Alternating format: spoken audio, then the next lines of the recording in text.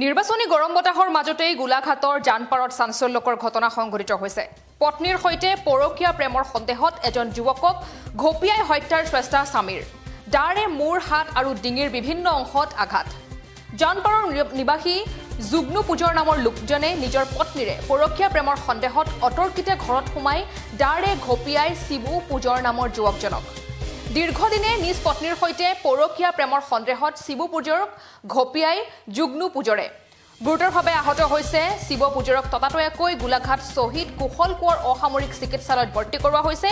ঘটনাস্থলীত গোলাঘাট আৰক্ষী উপস্থিত হৈ গ্ৰেপ্তাৰ কৰে অভিযুক্ত যুগ্নু পূজৰক। ঘটনা সন্দৰ্ভত তদন্ত আৰম্ভ কৰিছে গোলাঘাট আৰক্ষীয়ে।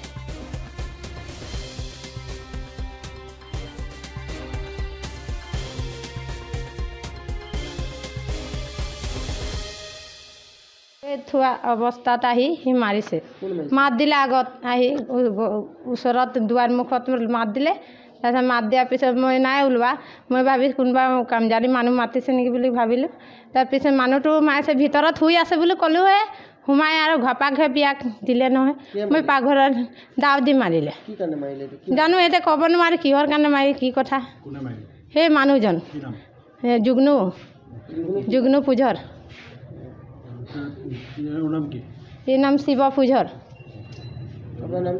মোৰ নাম মায়া পূজৰ। মোৰ ঘৰ মানুহ নাই কিলি মালে একো গম নাপাওঁ। হোৱা একো নাই হোৱা কাজিয়া চাজিয়া। সি এনেই আনি মাৰি দিলে ঘৰত। হে এই ৰাতিপুৱা 6টা বজাত। কোন এই যুগ্নু পূজৰ গৈ থকা মানে কি হ'ল তাৰপিছত সি সন্দেহ তাৰ মানে তাৰ লগত কিহৰ সন্দেহ মানে তাৰ মাইকী মানুহৰ লগত কাৰ মাইকী মানুহৰ লগত এই যুগ্নু তাৰপিছত কি হ'ল তাৰপিছত আহিলে আজি হ'ল 2-3 দিনমান হ'ল।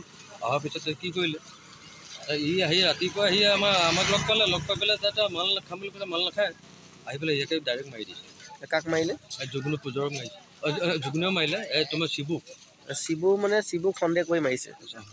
কাৰ লগত সন্দেহ কৰে মাইকী মানুহৰ লগত কি জেগা এইটো হ'ল তোমাৰ বৰচাপৰি। এনেইতো আমাৰ টেনপুৰ পৰে ইয়াত জানপাৰ টেনপুৰ।